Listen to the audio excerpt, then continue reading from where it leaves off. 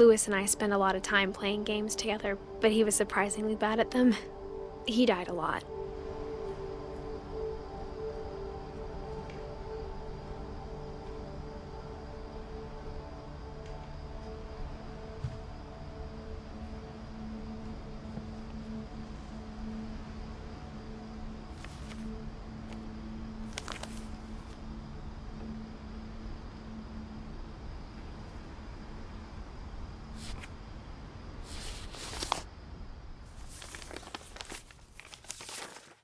Dear Mrs. Finch, as Lewis's psychiatrist, I can understand your desire for an explanation.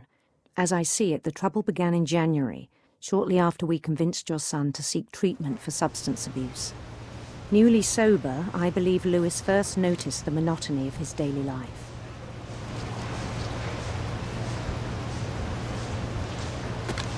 He kept working at the cannery.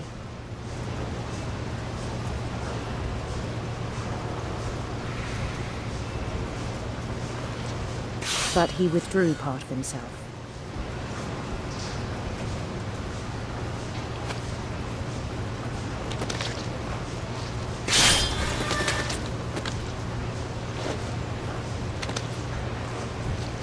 In our sessions, I saw the same behavior. His mind began to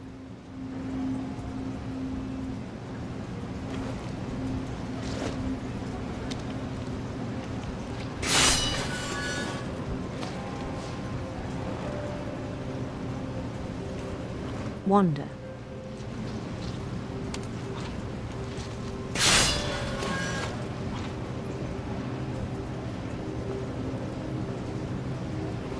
I asked him to describe it.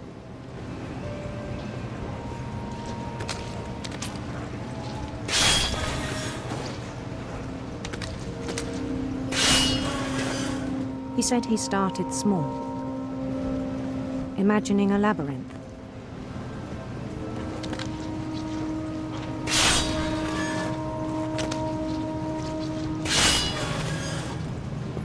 He'd feel his way about. Then something moved. Bats. And toads.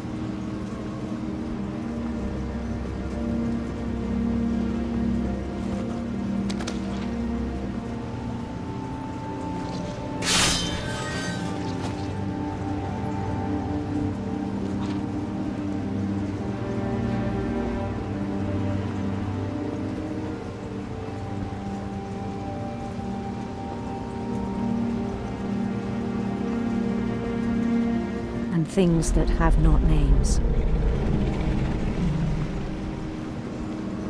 He knew it was all in his head.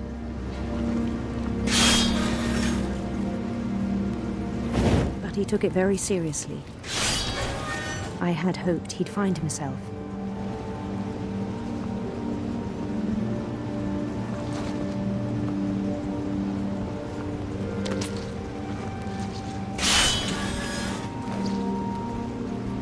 But he found something more.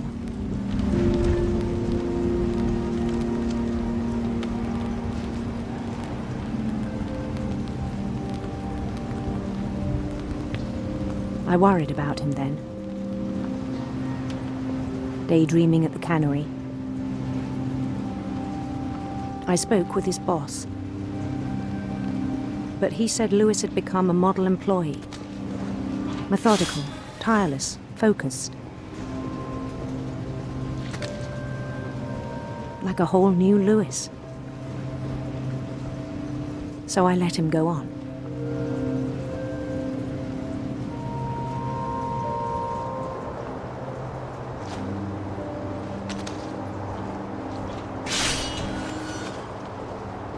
I even encouraged him.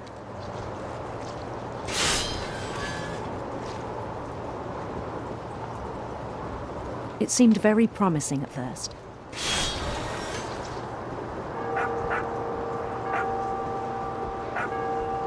He told me he'd made a new friend.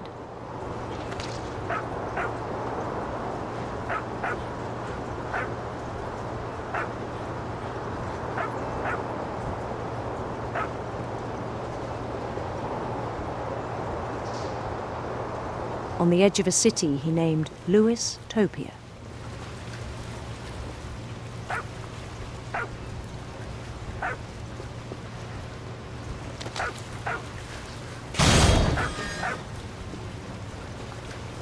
He built the city up slowly, brick by brick.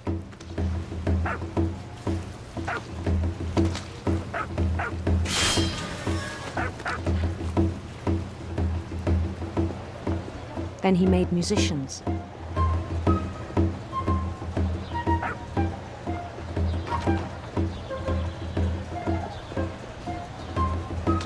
And songs for them to play. He talked about starting a band.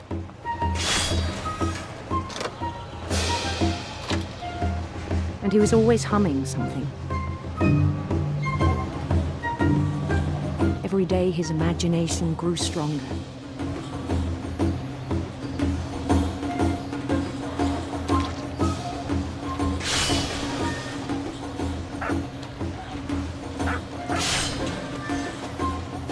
He no longer spoke at the cannery. But his chopping was as reliable as ever. Then one day it struck him that all the cheering crowds, even the stones under his feet, were all in his imagination, so he could do whatever he wished.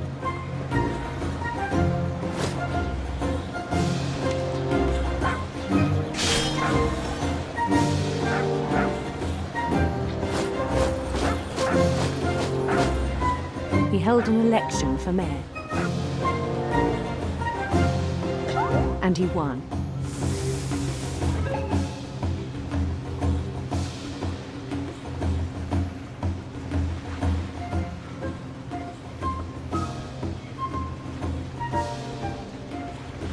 They begged him to stay, but his mind was already wandering. It became a game for him.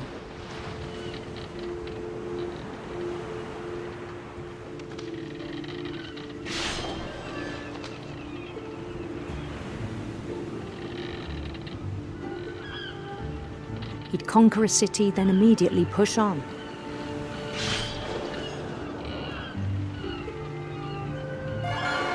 New Louisville.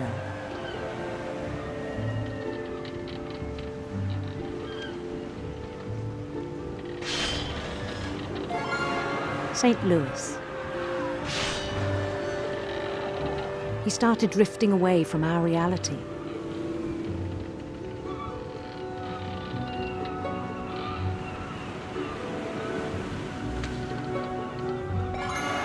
Minneapolis. until one day he forgot to go home from the cannery. Even as his mother pleaded with him, part of Lewis kept sailing on.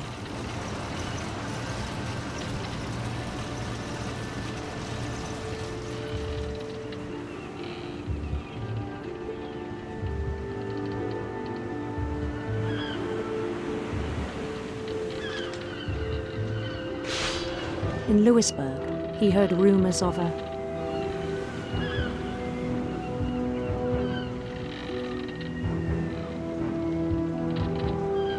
handsome queen.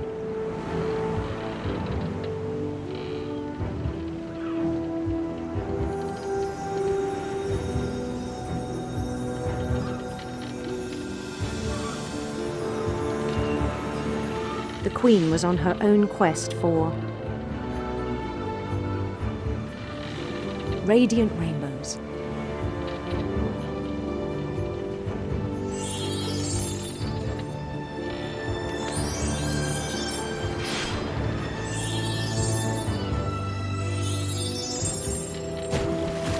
He followed the sound of her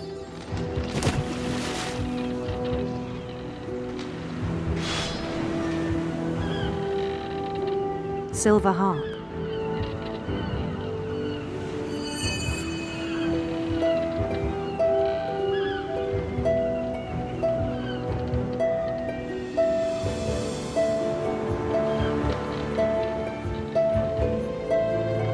His chase led him to a golden palace east of the sun and west of the moon. Even then, his logic remained sound.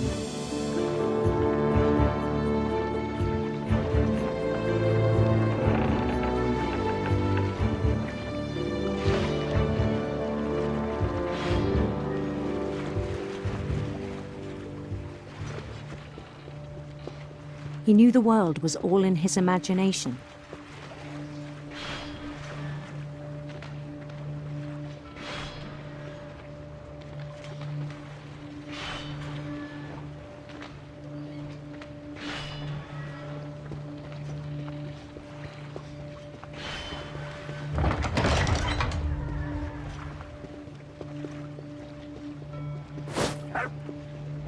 But he was so proud of having created it.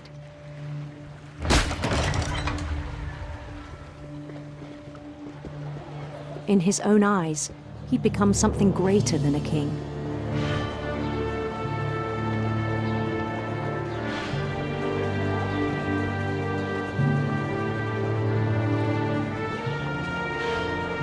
For someone who'd never known success in the real world, I think it was overwhelming. And then it struck him that the real Lewis was not the one chopping salmon, but the one climbing the steps of a golden palace.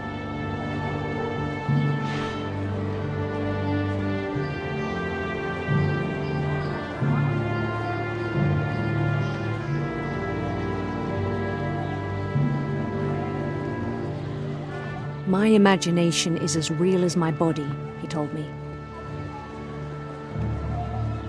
It was hard to argue with him.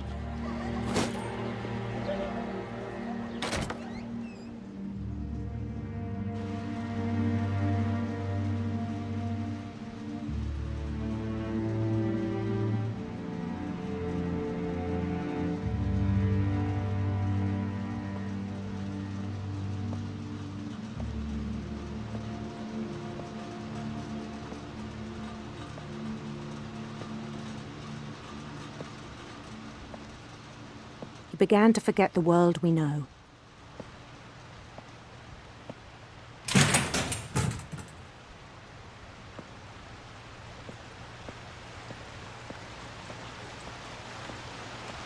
I think it pained him to remember Lewis, the cannery worker.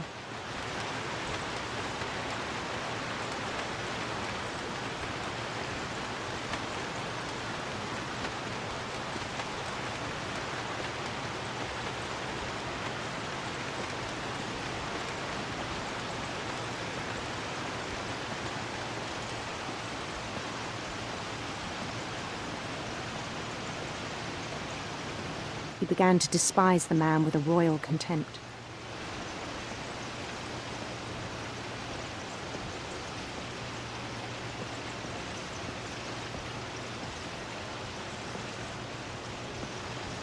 I still thought I could save him. Even after he said he was being crowned king over all the lands of wonder.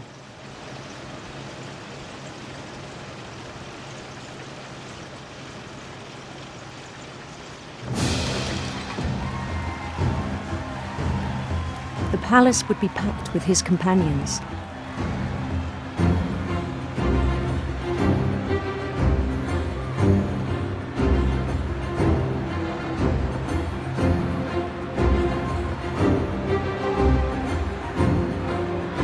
Including the wise Calico who'd insisted on advising him.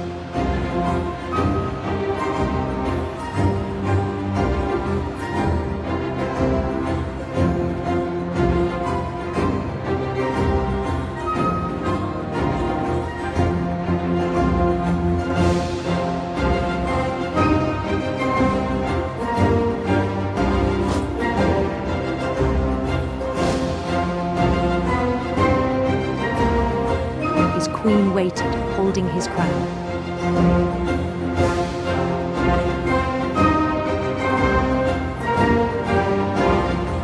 There was only one thing left to do.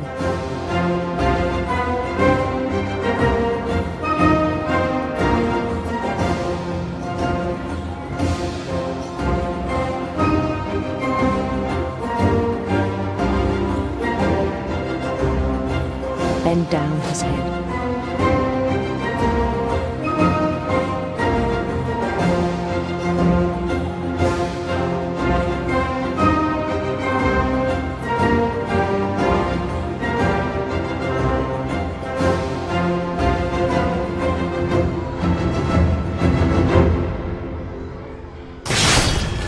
Rest I think you know. Mrs. Finch, your son was a kind man who will be missed by all of us who knew him.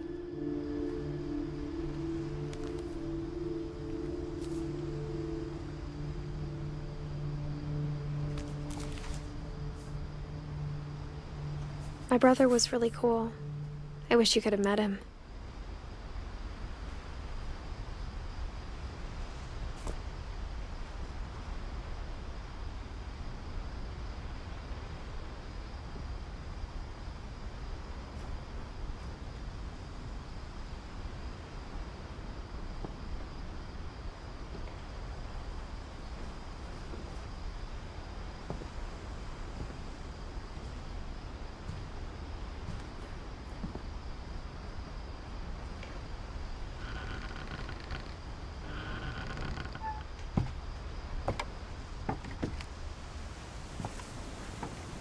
On the way back from Lewis's funeral, my mom told me to start packing.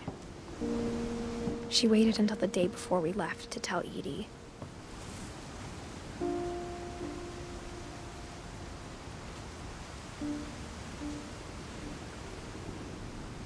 I'm not sure if she wanted to make it easier or harder.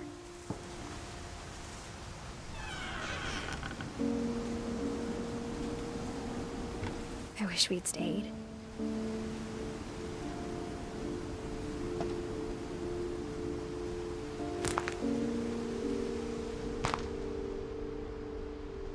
But I understand why we left.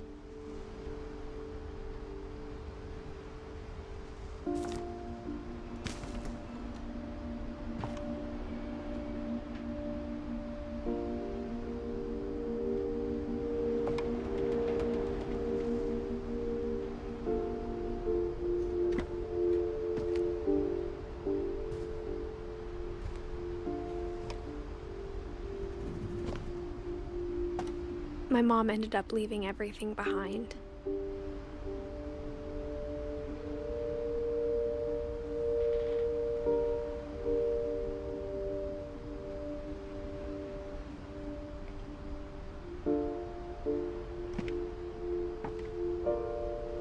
What happened that night had been coming for a long time. Maybe it should have come sooner.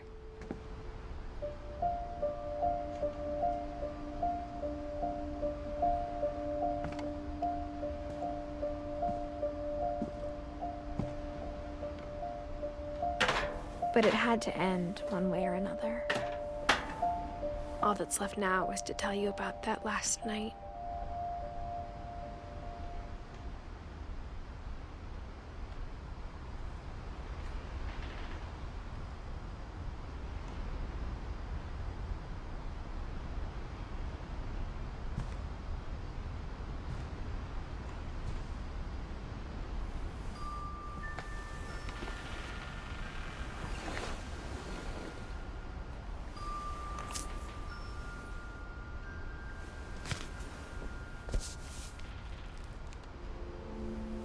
That whole last day, Edie just watched us pack and didn't say a word. Until supper, when she raised her glass and said, "To our final night together, and all our final nights apart." Grandma, you know what I said about alcohol. Some of your medications are very Edith, specific. I left a present for you in the hallway. Why don't you go open it? The grown-ups have to argue now.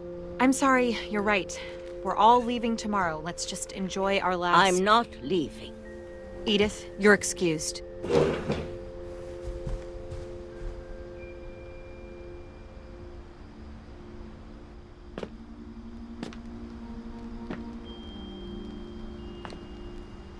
the power had been shut off that morning, but Edie always had plenty of candles.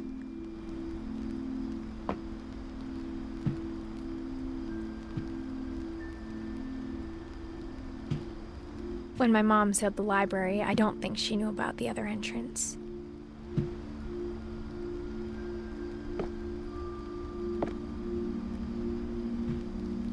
Or that Edie had a key to it.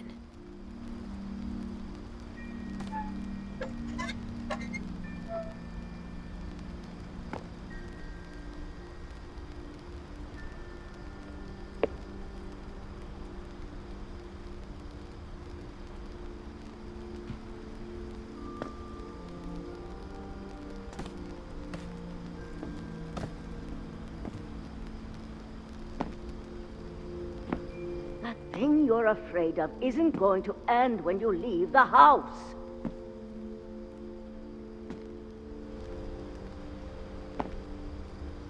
Edith has a right to know these stories. My children are dead because of your stories! I think it's best if Edith and I leave tonight.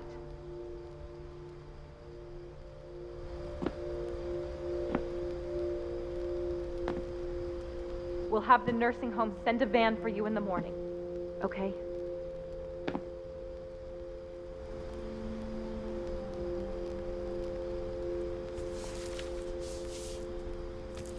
Dear Edith, there's so many stories I wish I could tell you, but there's only time for one. This is about what happened on the night you were born. That night, the tide went way, way out.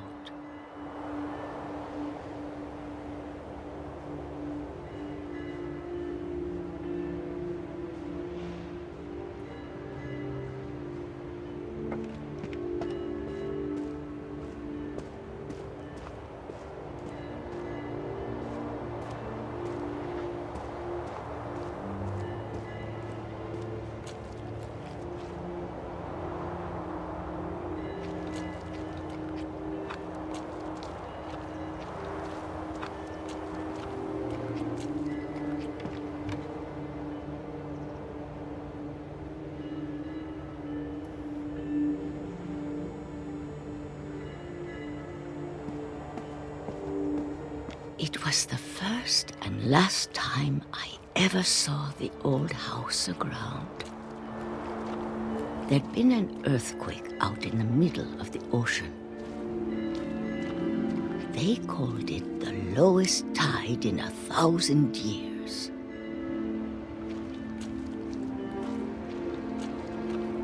God, it smelled awful. You know, I've seen that house every day of my life.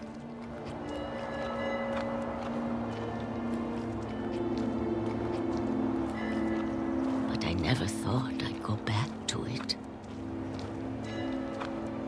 When the fog rolled in, I lost my way.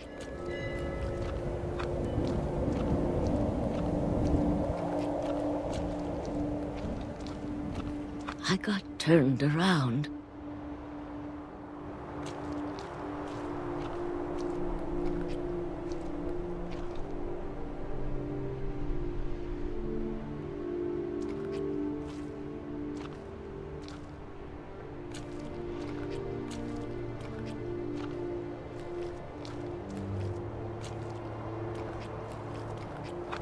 I started seeing things. . 'Cause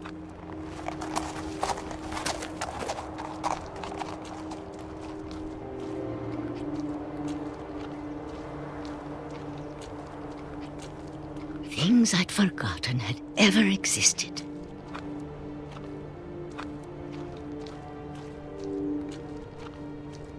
But when I saw them, they felt like old friends. That night, a lot of things came back to me.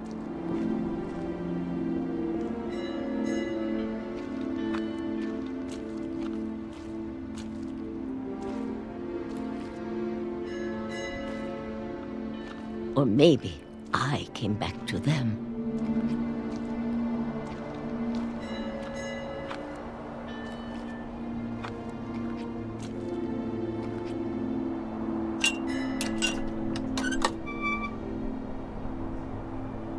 Things I can't explain, but that I need you to try and... Edith, what are you doing in here?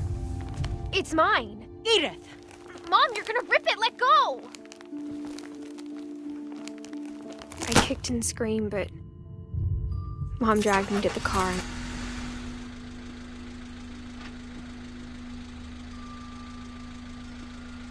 I never saw Great-Grandma Edie again. The next morning, the van came to pick her up, but she was already gone. After that, we moved around a lot.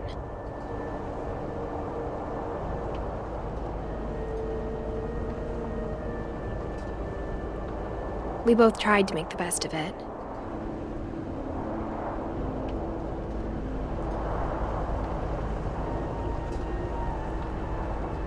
A few years went by.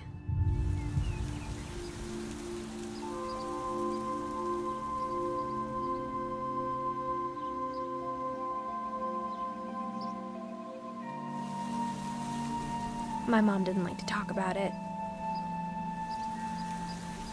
But she started getting sick a lot. The rest happened pretty quickly.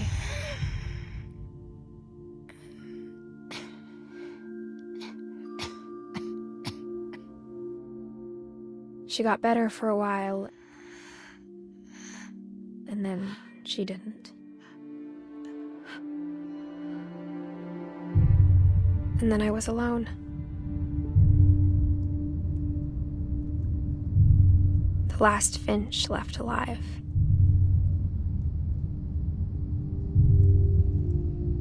Until I found out about you. I'm still not sure what to tell you about all this. If we lived forever, maybe we'd have time to understand things. But as it is, I think the best we can do is try to open our eyes.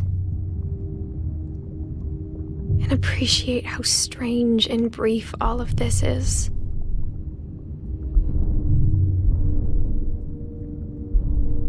This journal was supposed to be for you. But now I hope you'll never see it. I just want to meet you and tell you all these stories myself. But I guess if you're reading this now,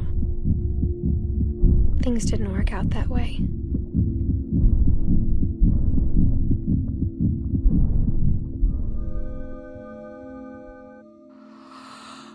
This is where your story begins. I'm sorry I won't be there to see it. It's a lot to ask, but I don't want you to be sad that I'm gone.